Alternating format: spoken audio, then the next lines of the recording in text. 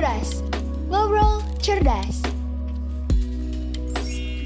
Assalamualaikum warahmatullahi wabarakatuh. Selamat datang kembali di YouTube channel Himatika Syahid. Bersama saya di sini Ikrom Afrikon sebagai moderator dari acara podcast terkeren kita, yaitu apa namanya? Ngobras, ngobrol cerdas. Dan seperti biasa pada video kali ini kita akan membahas suatu tema yang cukup menarik gitu ya, yaitu tentang apa kira-kira nih teman-teman? Tentang beasiswa. Nah, beasiswa itu kan pasti menarik banget ya. Teman-teman tuh semua pasti pengen punya dapat beasiswa. Cuman yang menjadi pertanyaan adalah apply beasiswa itu gampang apa susah sih? Nah, paling kayak gitu kan kurang lebih pertanyaan kita. Nah, kalau gitu kita di podcast kali ini sudah mengundang seorang tamu yang kece badai banget. Asli, ini nggak ada lawannya nih tamu kita nih. Jadi langsung aja kita sambut. Please welcome Bapak Izudin. Ya, halo Izudin. Halo Ikrom, halo guys. Halo guys, mantap. Nah, gimana nih? Apa kabar nih Kak Izudin? Baik banget Krom. Pakai kakak-kakak segala. Padahal kita seumuran ya. Ini udah pasti YouTube Iya, kan. Iya benar. Oh iya, bahas juga ya. Gak apa nanti subscriber kita naik ini pasti. Nah, betul banget. Oke. So, ini dulu kali ya. Kita tuh Apa tuh? perkenalan dulu aja biar lebih enak gitu kan. Jadi teman-teman juga yang di rumah nih tahu gitu Kak Izudin latar belakangnya seperti apa. So langsung aja mungkin Kak Izudin boleh disebut nama lengkap, terus juga angkatan berapa, terus juga mahasiswa mana gitu ya. Karena tadi sempat belum kita bahas itu ya. Silakan Kak Izudin. Oke, boleh banget. So, ini ya, tak kenal maka tak sayang. Jadi pasti. gue kenalan dulu nih ya kan. Oke, kenalin gue Izudin, gue dari angkatan 2019, sekarang di jurusan matematika dengan pemfokusannya atau penjurusannya adalah komputasi. Wis, mantep banget nih ya, komputasi ya. Kenapa nggak aktuaria aja gitu?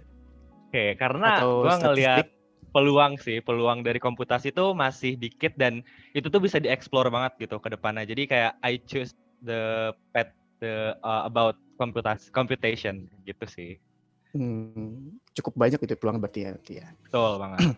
Oke, kalau gitu mungkin kita langsung mulai aja kali bahas tentang beasiswa ini kayak gimana dan segala macamnya. Ya, tapi sebelum yang berat-berat mungkin dari saya sendiri mau nanya dulu nih, kira-kira Kak Izudin tuh sekarang lagi sibuk apa sih akhir-akhir ini? Oke, kalau naik kesibukan agak banyak ya. Wah, sebutin langsung. Malah tuh suka kadang lupa gitu sama kuliah, kayak oh iya ada kuliah nih hari ini, oh iya ada tugas gitu. Cuma ya kalau kesibukan kita urutin dari yang paling paling pertama dulu lah ya, pasti kuliah gitu, kuliah yang kewajiban dulu nih, kuliah semester 4 gitu kan. Terus udah online gitu, kayak kita di rumah doang, terus udah bete gitu di rumah, nggak keluar dan pelajarannya rumit gitu. Tapi ya udahlah jalanin aja. Nah tapi di satu sisi kayak gue nggak mau nih kayak kuliah doang, kayak gue pengen ada pengalaman baru, gue pengen kenal sama universitas lain. Kayak gue pengen deh kayak nggak cuma memanfaatkan masa muda gue untuk mencari pengalaman baru, mencari pengalaman yang lebih baik gitu, yang lebih banyak. Jadi gue gabung beberapa organisasi. Nah, pada saat itu, pertama kali gue gabung di Youth Ranger Indonesia. Itu kalian cek IG-nya di youthranger.id. Nah, habis itu tuh gue tahu karena dari teman gue dan alasan gue join di situ adalah karena ngerasa orang-orangnya tuh support system banget gitu. Dan itu yang salah satu yang gue cari juga di kuliah. Karena kalian ngerasakan kalau di kuliah tuh berat banget. Jadi kayak lo kalau nggak ada support system, lo bakal gila gitu. Kita bakalan kena mental ya. Betul banget. Jadi kita bisa kena mental nih. Jadi ya udah itu hal pertama yang gue cari. Nah, setelah dari Youth Ranger ada nih pemberitahuan atau informasi terkait Excel Future Leaders.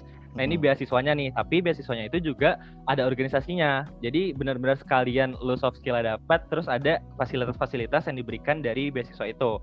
Nah, ya udah itu organisasi kedua. Setelah itu ada nih ISEC kan, gue tahu ISEC ketika ada tuh Kak Abad, terus Vina sama siapa satu lagi gue lupa, itu yang ngesosialisasiin tentang global volunteer kan ke kelas. Iya, betul. Terus kayak wah ada organisasi internasional nih gitu, dan salah satu target gue pun punya international exposure gitu. Sampai sekarang belum kedapetan sih, cuma ya proses lah ya gitu. Ya, jadi benar. gue cari deh tuh informasi tentang join ISEC namanya waktu itu. Nah akhirnya ada nih, ternyata ISEC udah open, ya udahlah gue join dan alhamdulillah keterima. Nah, itu juga pengalaman dari Excel Future Leaders. Jadi tahapan-tahapannya tuh mirip banget. Jadi kayak gue udah pengalaman nih gitu.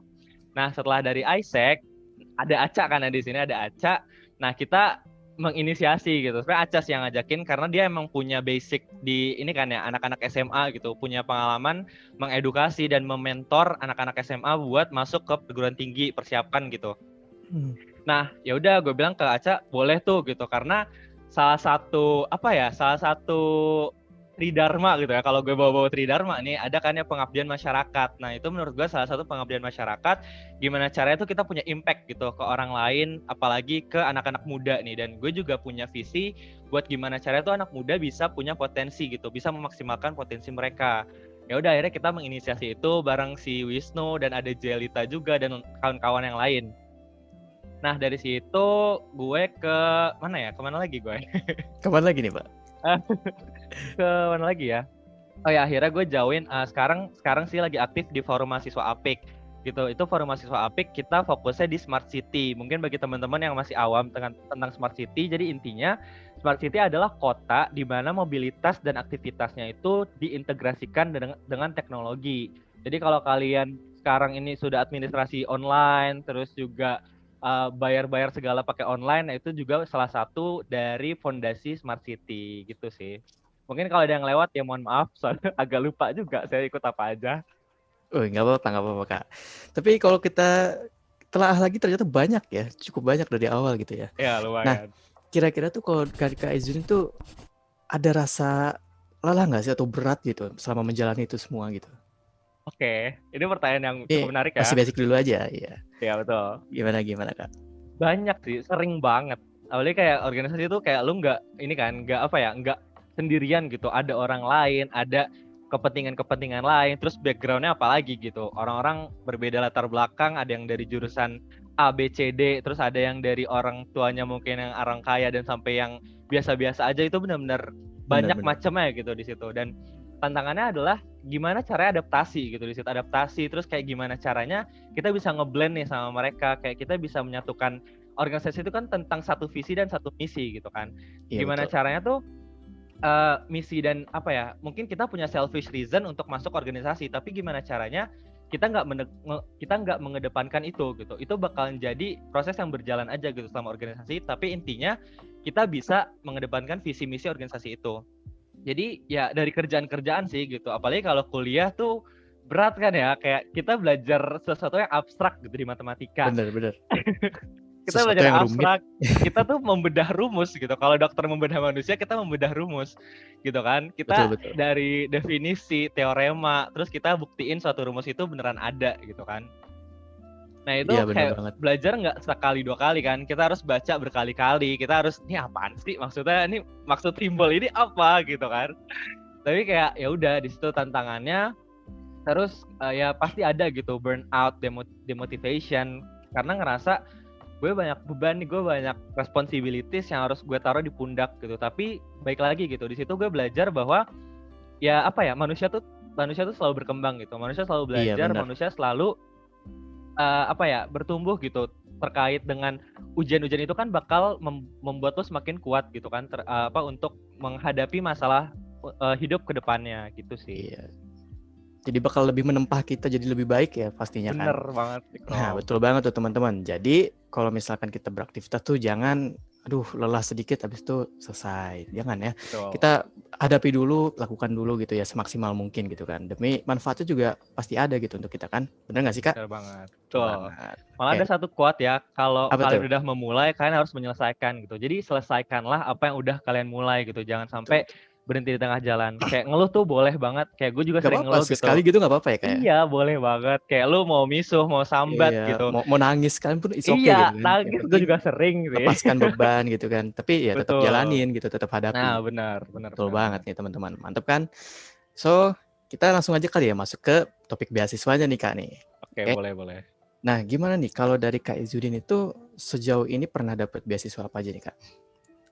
Kalau beasiswa sebenarnya dari cerita awal dulu kali ya. Jadi waktu pas masuk pertama kali MTK ada nih beasiswa unggulan. Oh ya, dan sekarang juga buka. Jadi bagi teman-teman anak 2020, pokoknya itu maksimal semester 2 itu kan wajib banget daftar beasiswa unggulan itu sampai tanggal berapa ya? Agustus kalau nggak salah. Pokoknya baru buka 1 Juli kemarin dan kalian harus daftar itu karena itu benar-benar privilege-nya gede banget. Kayak kalian tuh UKT dibayarin semua dan ada uang saku gitu. Enak Nah, banget ya. betul banget enak. Cuma emang saingan kalian tuh ya anak-anak UI, anak-anak ITB karena emang itu dari Kemendikbud Dikti kan. Iya benar. Ya jadi itu, nah waktu itu masih coba-coba nih, belum tahu kayak alumni siapa, cutting siapa yang dapat beasiswa unggulan gitu. Jadi waktu itu kayak nggak punya informasi dan nggak punya link gitu. Paling cuma minta saran doang gitu kan. Jadi karena seleksinya tuh ada esai, terus ada penilaian gitu sih. Kalau misalnya kalian dari SMA baru lulus itu dari rapot, tapi kalau kalian udah semester 2 itu dimintain transkrip akademik gitu.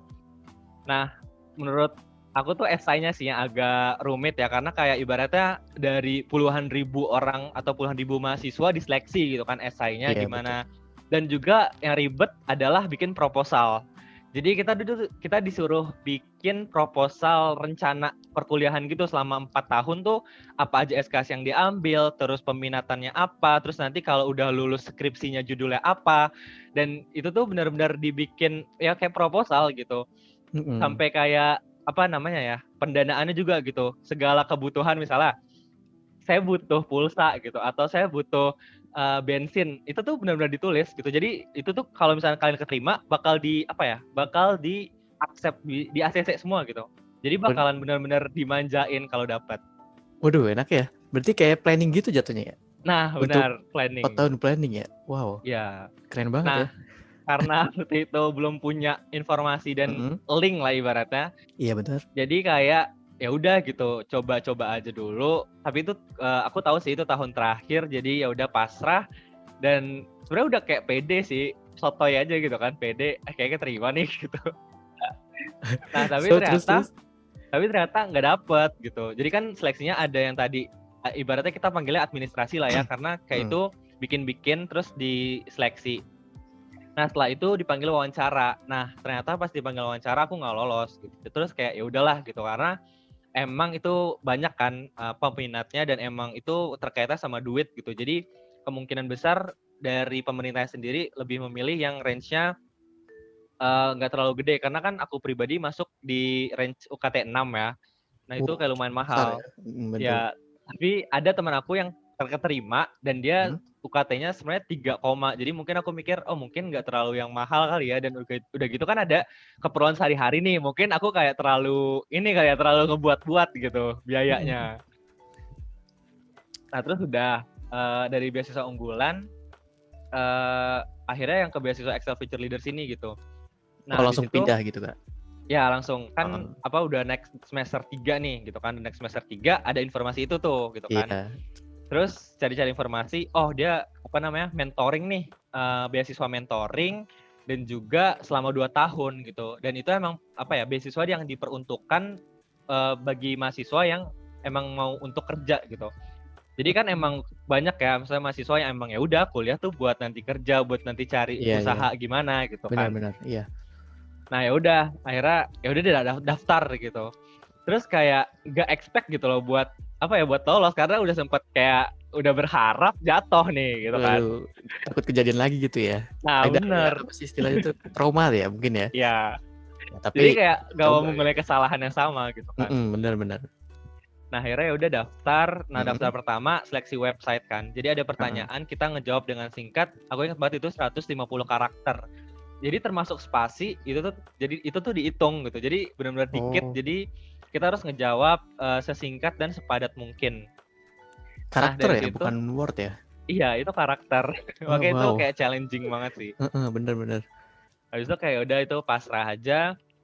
Tapi karena pertanyaannya adalah seputar organisasi dan seputar pengalaman pengalaman profesional gitu. Jadi kayak udah aman lah gitu. Kayak ibaratnya kayaknya udah aman nih gitu.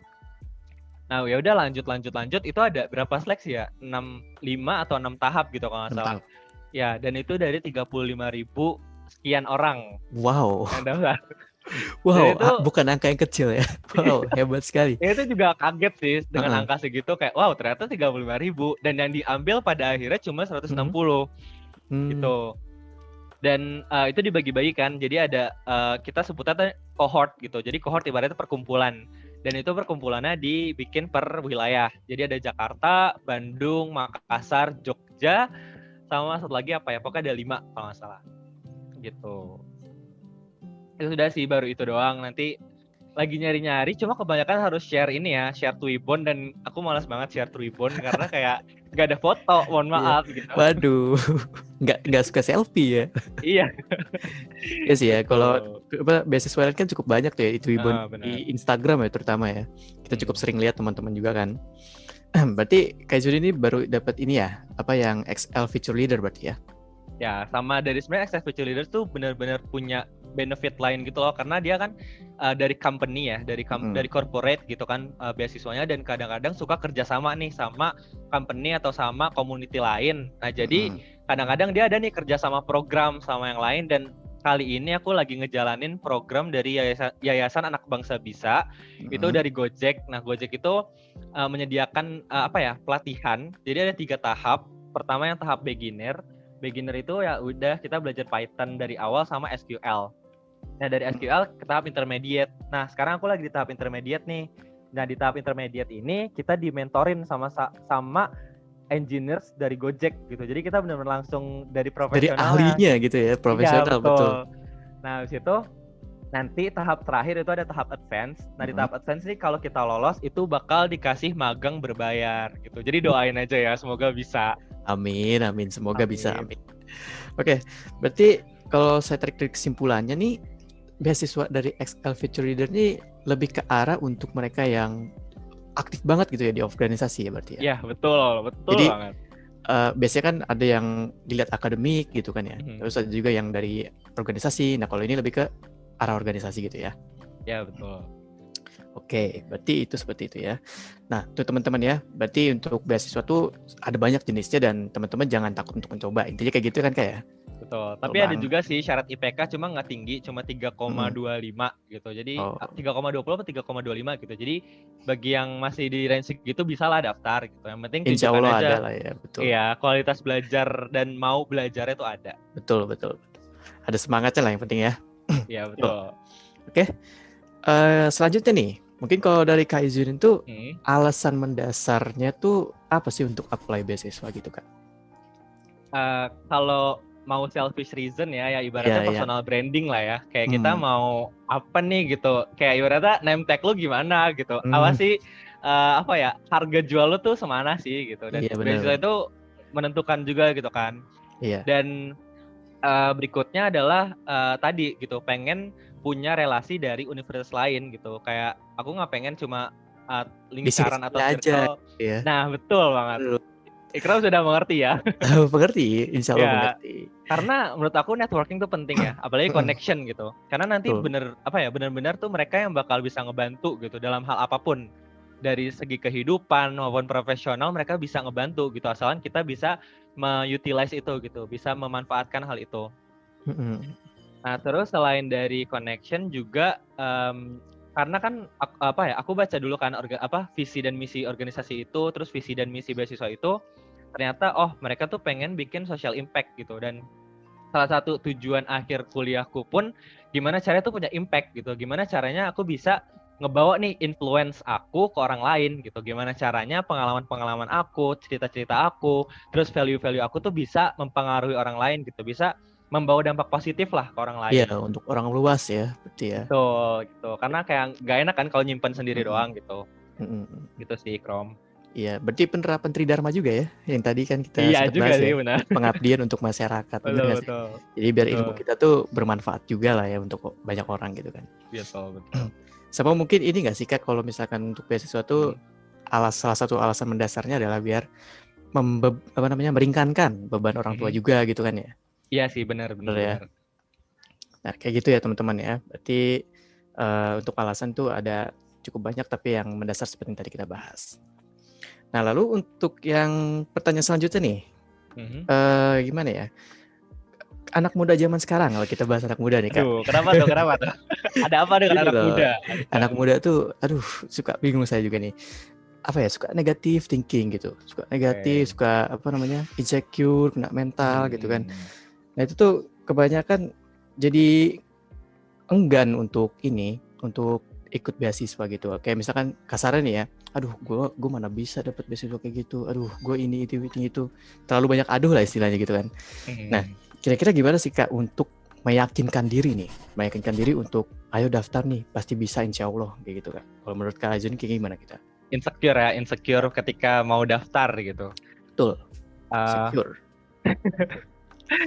Pertama ya kalau bisa jangan berekspektasi dulu ya, karena ya kalian tahu lah gitu, masalah itu muncul ketika ekspektasi nggak bertemu realita gitu. Ada gap di antara ekspektasi kita dan realita yang ada gitu.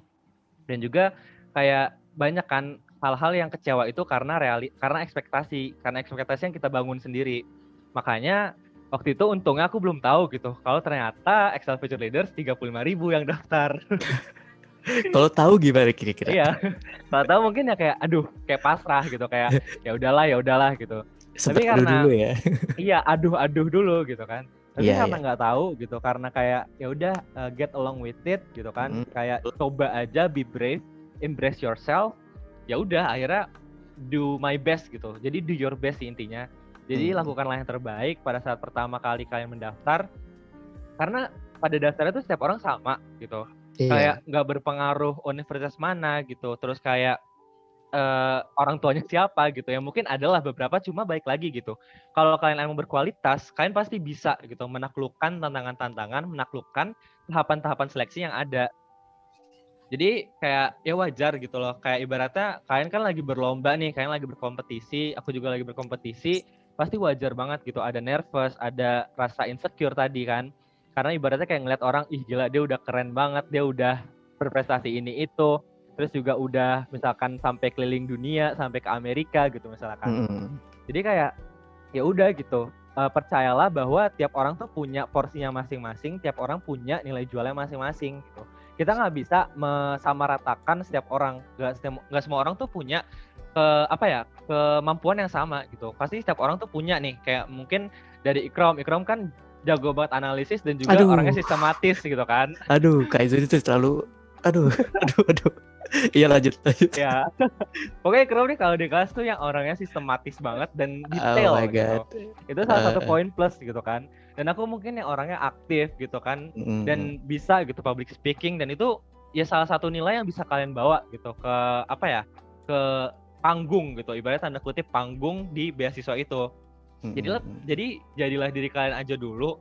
Karena yang tadi aku bilang gitu, tiap orang punya porsinya masing-masing, tiap orang punya kapasitasnya masing-masing, tiap orang punya keunikan masing-masing, dan juga ada timeline-nya masing-masing gitu. Iya. Yang penting berani aja coba dulu, terus jangan ragu sama diri kalian gitu. Kalau kalian aja ragu sama diri sendiri, gimana orang lain? Betul. Gitu kan. Intinya dari kita dulu gitu kan. Betul. Jadi kayak mulai dari diri kita aja dulu gitu. Kayak pelan-pelan aja gitu, nggak usah ekspektasi dan nggak usah terlalu mikirin hal-hal di depan. Karena kayak live the present gitu. Jadi nikmatinlah apa yang ada di depan. Betul. Enjoy the moment gitu. Biasanya kan. Jadi enjoy the moment, create your history lah gitu.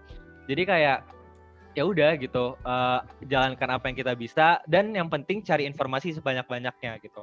Kalian cari tahu, terus sekarang kan internet gampang ya, kayak di IG, di LinkedIn itu bisa cek semua, kayak orang-orang siapa yang keterima, terus kayak stakeholdersnya siapa, dan itu bisa digali gitu, nanya-nanya terkait informasinya, terkait proses seleksinya, dan yang penting juga kalian nanya nih, beasiswa ini tuh biasanya mencari orang yang seperti apa sih? Nah, di situ tuh kalian baru menyesuaikan, oh beasiswa itu mencari orang yang ambis gitu misalnya, oh beasiswa mencari orang yang mau belajar, dan match your values with that requirements. Kalau misalnya emang ternyata gue bisa nih mengejar, ya udah kejar hal itu gitu, jangan fokus ke orang lain, tapi fokuslah apa yang bisa kalian lakukan saat itu gitu sih. Iya benar. Jadi jangan kita pikirin hal yang nggak bisa kita capai gitu kan, maksudnya. Benar. Dalam artian tuh kalau misalkan kita mikirin keterima enggaknya nih berdasarkan penilaian kan, itu kan bukan ranah kita gitu ya. Itu udahlah, kita berserah aja pada yang di atas gitu kan. Yang penting kita bercoba dulu, kita berusaha dulu, baru nanti hasilnya ya tunggu dari yang di atas gitu ya. Benar banget. Sama kesimpulannya mungkin yang tadi saya tarik tuh ya seperti tadi Kak Izudin bilang ya, kita tuh punya porsinya masing-masing, kita punya waktunya gitu ya. Waktunya untuk bersinar masing-masing gitu kan. Jadi jangan pernah kita kalau ngeliat orang tuh jadi apa ya, membandingkan ya istilahnya kayak. Ya. Jadi itu kan bikin kita kena insecure jatuhnya ya kalau kayak gitu ya. Benar. Benar. Mantep banget ya. Oke.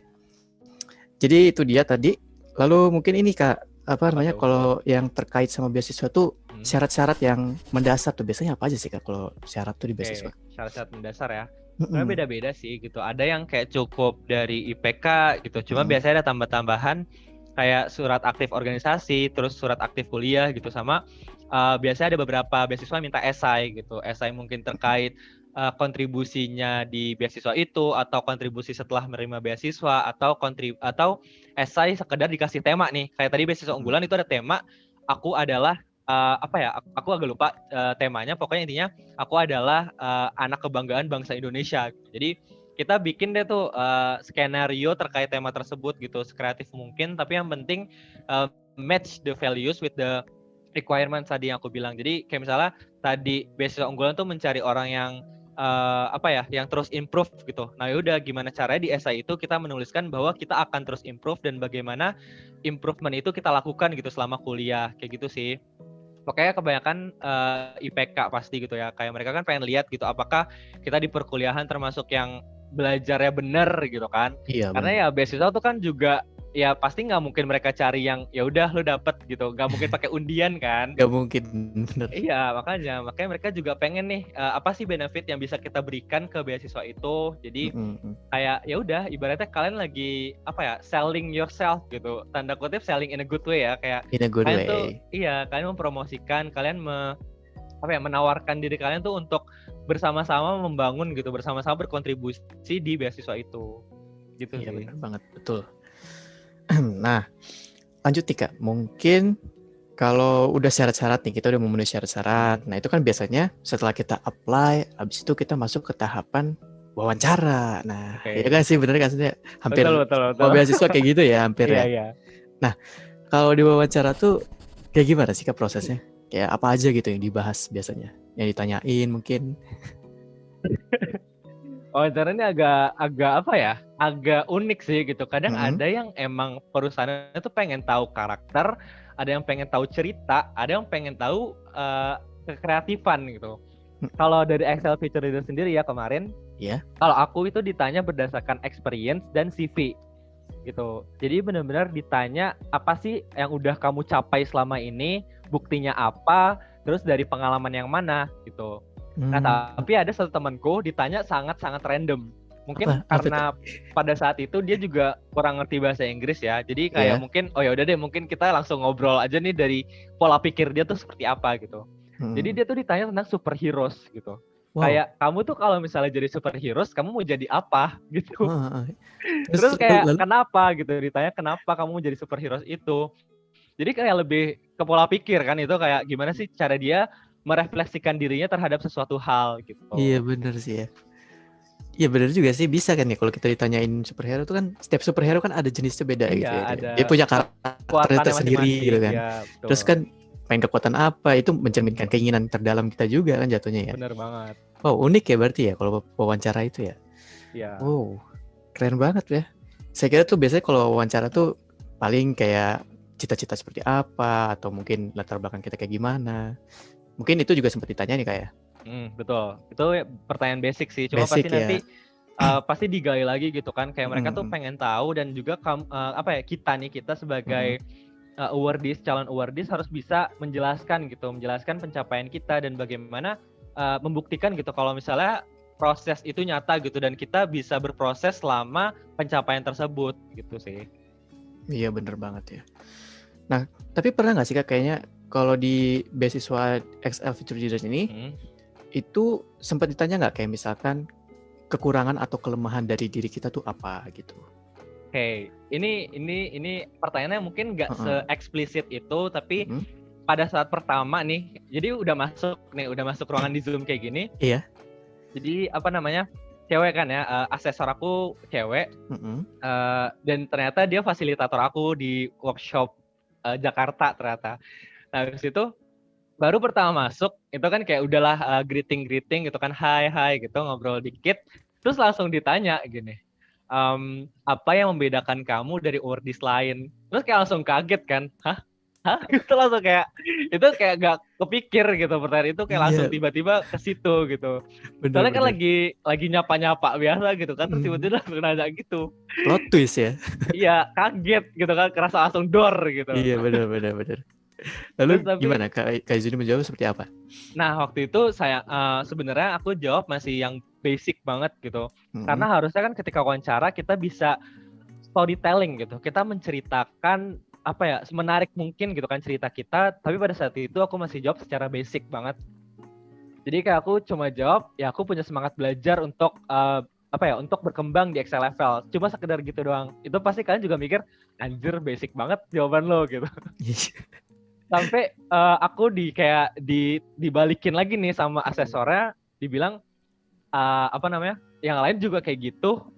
Wow. Terus iya, sampai digituin, terus kan jadi makin apa ya, jadi ngedown gitu. Sempet kan. Stuck gitu ya. Waduh, iya. Ditanyanya kayak gitu. Jadi makin ditantang nih sama asesornya gitu.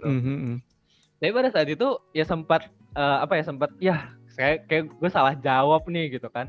Cuma ya balik lagi gitu, pada saat interview kan emang dilihat mental kita kan. Mental kita ketika berhadapan dengan atasan, dengan seseorang yang emang punya peran penting di organisasi itu atau di perusahaan itu gitu. Jadi kayak tetap go with it gitu. Jadi tetap tunjukkan sisi yang kuat gitu dari diri kita. Terus ya udah, aku lanjutin. Aku bilang kayak gini, saya pendengar yang baik kalau di kehidupan nyata. Karena waktu itu aku mikir jawabannya adalah diminta dari jawaban dunia nyata gitu. Kayak selama sehari-hari tuh aku kayak gimana gitu. Belum kepikiran, oh ternyata dari CV nih gitu. Nah pas jawab kayak gitu, asesornya bilang, saya tahu dari mana gitu. Saya tahu dari mana kalau kamu pendengar yang baik. Terus ya udah aku bilang gini, ya saya kan itu menurut pendapat teman-teman saya gitu. Dalam kehidupan sehari-hari saya memang selalu menjadi tempat cerita bagi orang lain gitu. Terus dia negasin lagi, tapi saya nggak tahu gitu. Saya kan nggak hidup bareng kamu gitu. Masih kekeh ya. Iya. Saya tuh bukan teman kamu gitu. Terus di CV nggak ada gitu. Terus agak hening tuh di situ, agak hening. Iya juga ya, nunjukinnya gimana gitu. Bener juga ya.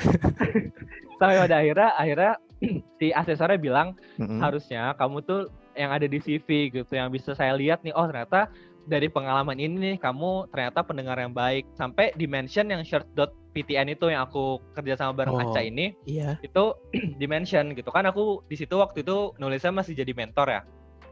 Pas jadi mentor dipikirnya mungkin aku adalah pendengar yang baik gitu bagi anak-anak yang dididik di short.ptn itu. Nah sampai pada akhirnya ya udah, karena aku emang pada saat itu aku kurang tepat jawabannya, terus ya udah aku bilang oh iya baik, terima kasih atas masukannya. Pada saat itu aku kayak gitu sih. Dan ya udah, setelah dari situ dan diberikan saran bahwa ya udah kamu harus jawab dari CV, ya udah akhirnya aku mulai tuh menyesuaikan jawaban aku berdasarkan CV gitu. Seperti itu ya kira-kira kayak. Ya, berarti kalau misalkan ada pertanyaan yang kurang lebih sama tuh kayak gitu, kita misalkan ditanya nih ya, ini secara eksplisit ya, ditanya langsung aja. Misalkan apa kekurangan diri kamu, nah itu kita mending jawab secara jujur aja atau enggak nih kira-kira Kak? Ya jangan jujur banget ya. Jangan jujur banget ya. Iya, kayak carilah ke kelemahan tapi yang bisa yang bisa diperbaiki gitu. Kayak misalnya mungkin saya kurang rapi nih, tapi saya berusaha menulis hal-hal yang bisa saya kerjakan dalam satu hari supaya saya bisa melakukannya satu persatu kayak gitu.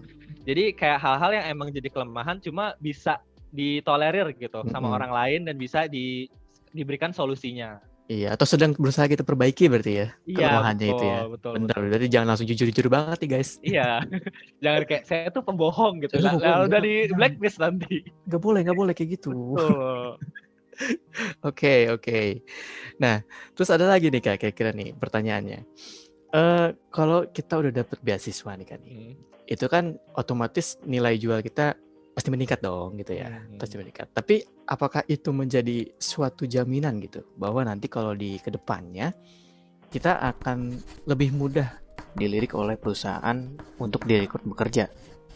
It is a good question, karena kayak misalnya gini, kita masuk universitas nih, Kayak kita udah tahu nih, kayak misalnya universitas sebelah nih yang kuning ya, yang kuning. Yang kuning. Ya, yang kuning kayak udah terkenal kan, kayak udah orangnya kerja di mana, kerja di sini di situ, perusahaan ABCD sampai dari yang FMCG sampai yang konsultan gitu misalnya. Kan banyak tuh.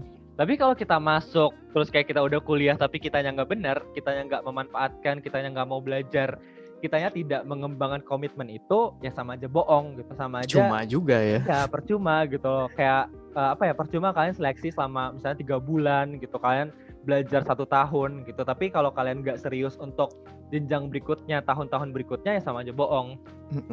Jadi intinya balik lagi ke diri sendiri gitu. Apakah bisa memanfaatkan privileges yang sudah diberikan, memanfaatkan fasilitas yang sudah diberikan gitu. Jadi gimana caranya tuh kita melihat peluang gitu.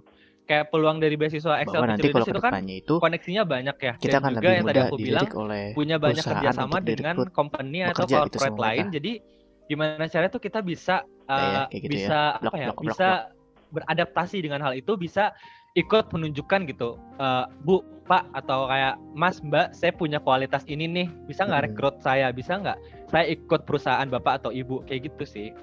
Jadi balik lagi ke diri sendiri, bisa memanfaatkan privileges itu dan bisa bisa nggak sih belajar dan mengembangkan resources yang ada dari beasiswa itu. Iya bener banget ya. Jadi kita harus memanfaatkan apa yang sudah kita dapatkan dengan susah payah gitu ya, dengan baik gitu. Jadi jangan karena udah dapat beasiswa terus setelahnya jadi malas-malasan gitu, jangan nih kayak. Bener banget guys, itu kita udah dapat privilege, bener kan? Udah dapat fasilitas dan lain-lain.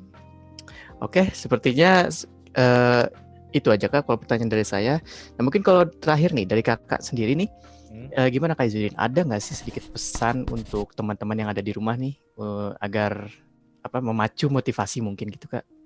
Oke, karena ini specifically buat anak-anak MTK UIN, terus mungkin bagi anak-anak UIN lain ada yang nonton gitu ya. Jangan merendahkan diri kita sendiri gitu. Mungkin kita tahu UIN tuh nggak sebagus atau nggak segrande gitu kan, segrande universitas-universitas lain, terus yang mungkin udah masuk top ranking world gitu kan. Jangan pernah jangan pernah merasa pesimis dengan hal tersebut, karena balik lagi kita yang menentukan masa depan kita yang menciptakan masa depan kita yang bertanggung jawab atas mimpi-mimpi kita sendiri. Jadi create your path gitu. Jangan nunggu, jangan berharap gitu loh. Karena bahagia itu dicari, bahagia itu dibuat, bahagia itu dicapai. Jadi lakukan apa yang bisa kalian lakukan, cari banyak informasi, cari banyak relasi, dan gunakanlah itu gitu. Karena pada dasarnya tuh manusia tuh belajar gitu kan. Kayak kita tuh hidup untuk belajar gitu kan. Jadi kalau universitas nggak bisa membuat kita bangga, jadilah kita menjadi kebanggaan bagi universitas gitu. Jadi kitalah yang membawa nama baik universitas, kitalah yang bertanggung jawab untuk diri kita sendiri, kemudian untuk orang lain, dan kemudian untuk kalau lebih luasnya lagi untuk dunia ini gitu. Gitu sih. Betul. Terima kasih banyak nih Kak untuk motivasinya untuk teman-teman yang ada di rumah. Terus juga terima kasih banyak nih untuk Kak Izudin yang udah meluangkan waktunya buat mengisi acara podcast Ngobras ini gitu bersama saya. Nah, semoga untuk teman-teman yang ada di rumah nih, semoga setelah nonton video ini bisa memberikan manfaat yang baik untuk teman-teman semua, bisa memacu motivasi juga untuk teman-teman semua. Nah, kita ambil baik-baik dan positifnya aja dari video kali ini, oke? Seperti biasa, saya Ikrom Al-Furqon selaku moderator pada podcast hari ini pamit undur diri. Sekali lagi terima kasih sudah menonton. Terima kasih juga untuk Kak Izudin sudah meluangkan waktunya. Saksikan terus video Ngobras, Ngobrol Cerdas di kesempatan-kesempatan selanjutnya. Kami pamit undur diri. Salam pendidikan. Dadah guys. Dadah.